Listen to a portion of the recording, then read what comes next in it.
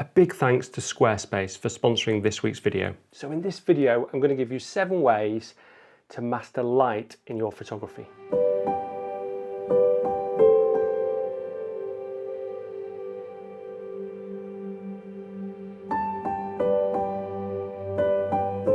Morning everybody. I've got a standing desk. Woohoo! So it goes up and down, so hopefully that's going to help my back a little bit. Although I do struggle with standing as well as sitting. Walking is fine. So in this video, what I want to do is I want to go through light, luminosity, monitor brightness, exposure levels, all the sort of things that you need to get that final image correct, and how you manage light in your final image. You know, looking at those shadows, those bright areas, how to creatively control those, and how it can make such a big difference to your photography. So for instance, if you look at this image here, then this is a very sort of duotoned image that's quite sort of subdued, and you know, it hasn't got any whites, believe it or not, or any blacks in the image, and we'll talk about that in a little bit more detail, and I'll give some examples of other types of images and how you can create them. And it's all about creativity in your photography. Okay, so before we start, you need to make sure your monitor's calibrated. I use a Spider 5 Pro to calibrate mine, and that's important from a colour perspective, but it's also important to get the brightness right. Now what I find is that the default values in this are just a little bit too bright, so I sort of dim it down a little bit more.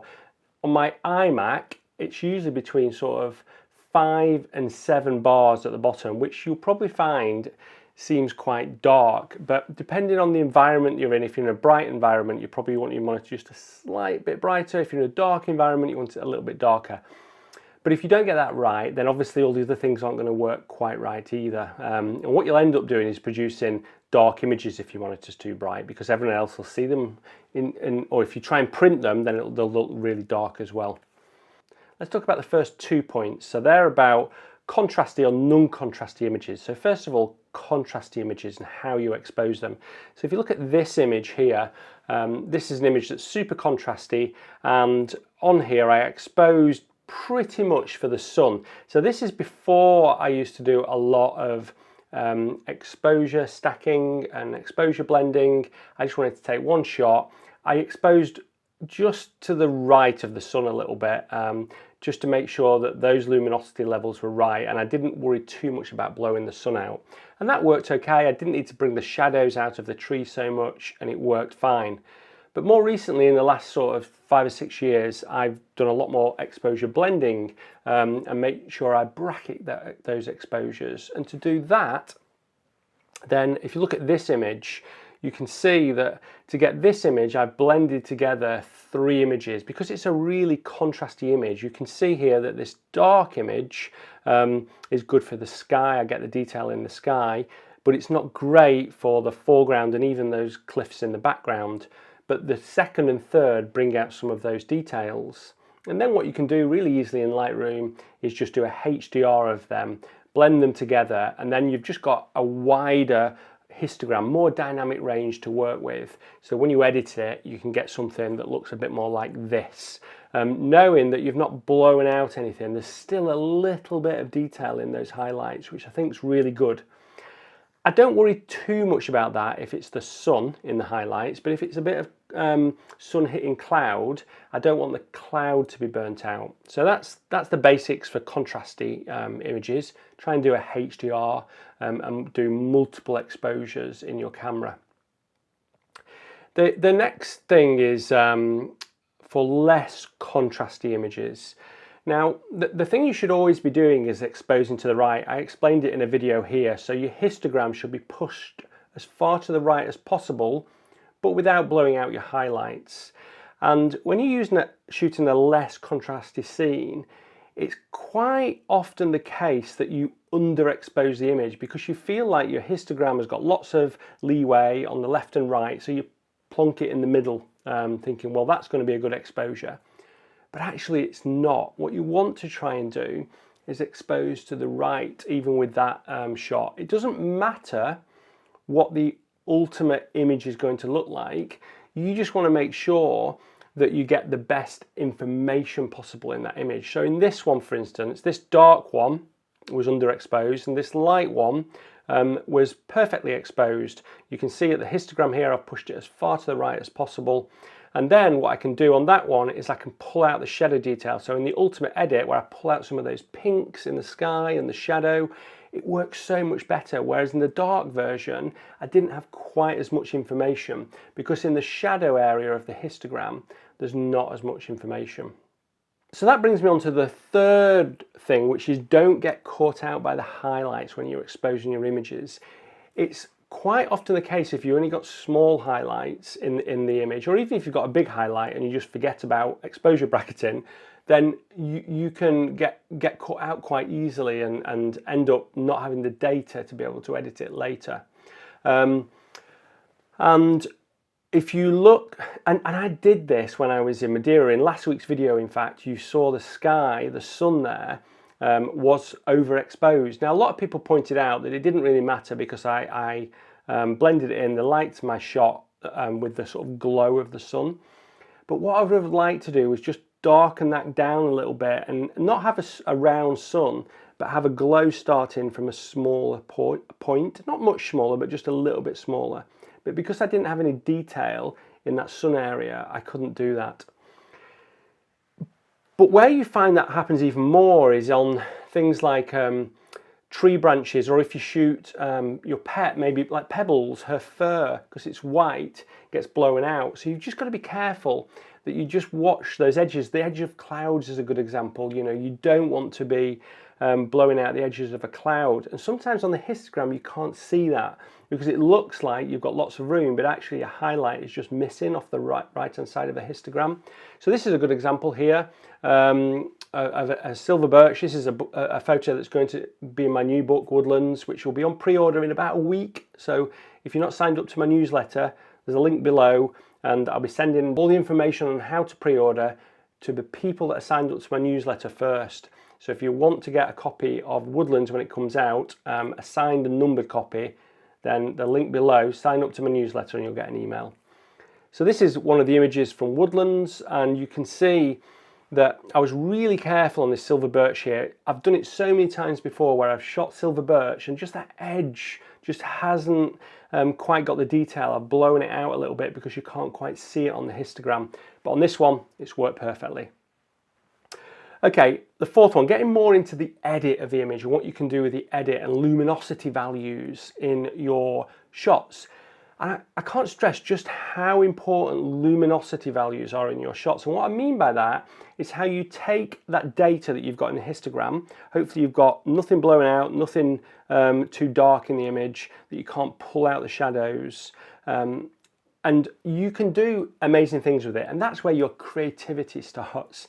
And everyone's going to do different things here. You know, you only have to look at my raw challenge that we did not too long ago, and you know, you could see all the range of images. So creativity is good, but there's some basic things that I think you probably need to look for. And they're things like the luminosity value of the sky compared to the foreground. You know, quite often, it's the sky that's the brightest element in the image. Not always the case, but most of the time, there's going to be some element in the sky that's going to be the brightest part. And what you don't want to do is over brighten the foreground so it just looks odd. So this is a good example here of this aurora.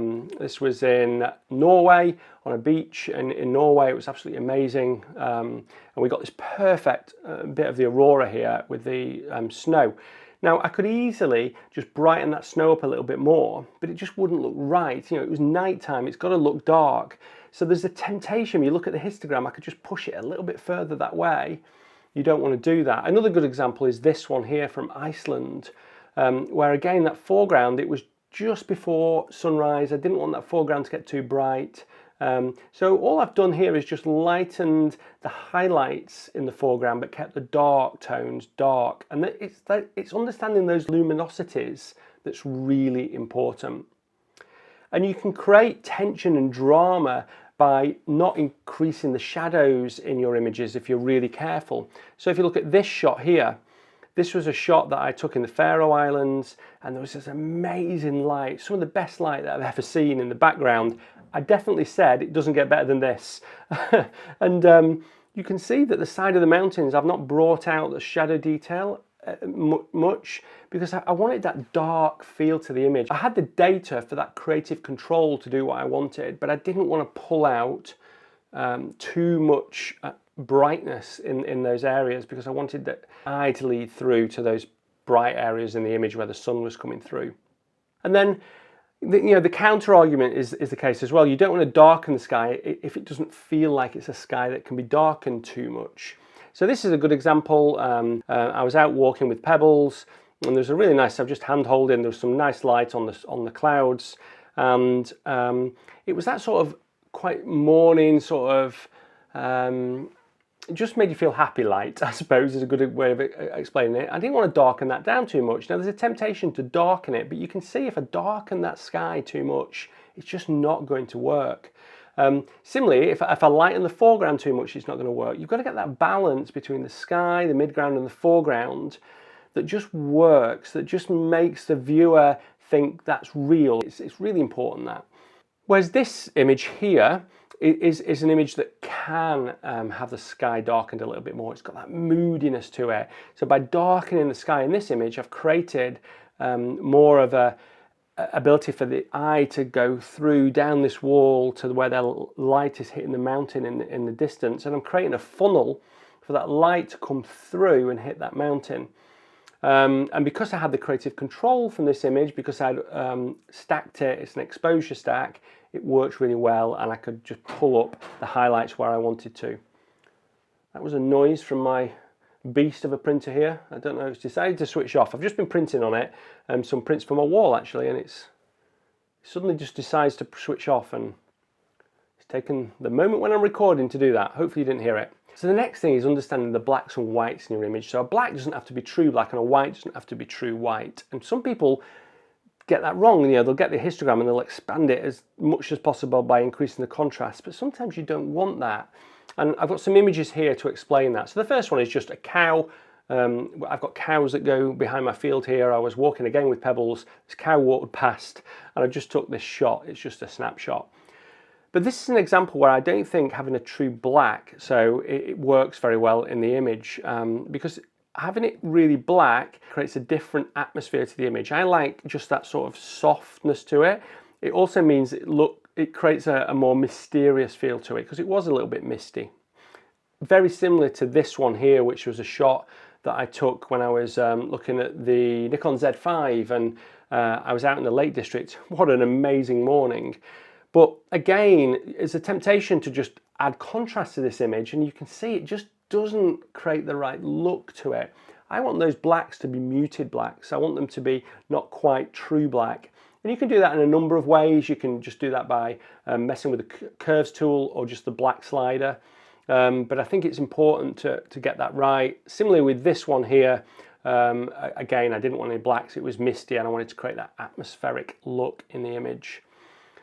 But this one of a silhouette of, I think it's Andy again. He gets in all my photos. So this is a silhouette of Andy, probably taken about the same time I took the one from the other week. But you can see that I want those blacks to be black, because I want it to be a silhouette, and that's really important in this image. And then finally, this sun tree one here. Again, there's a temptation to make that tree totally black, but by just bringing that black back a little bit, really helped this image and create a more mysterious image. This is sun tree with the sun in a slightly different position, where I've just moved around a little bit.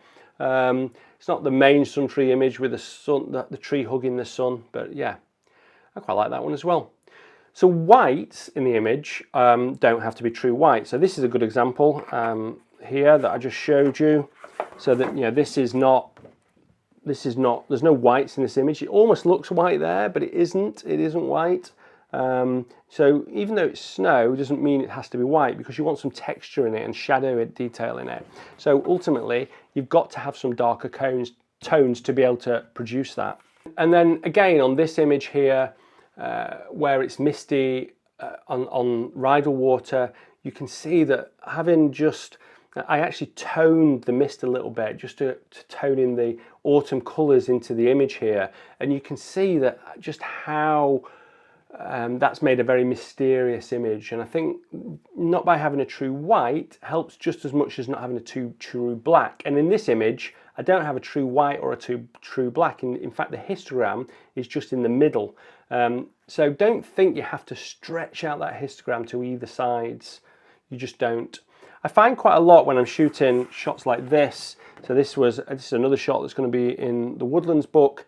You know, that there's not actually a true white or a true black in this. And when I'm shooting in Woodlands, it's quite often misty. And you can create a very moody, mysterious atmosphere just by, you know, just lifting those blacks a little bit and, you know, just darkening those whites a little bit. It can help. You've got to be careful how you do that, and often the curve tool can really help that. And I did a tutorial actually not too long ago on the curve tool. I'll link it here, which I think is very useful. The final thing I want to mention is just how important creativity in all this is. There really isn't a right and a wrong. There's just things to look for. You know, look for those foregrounds that look brighter than the sky.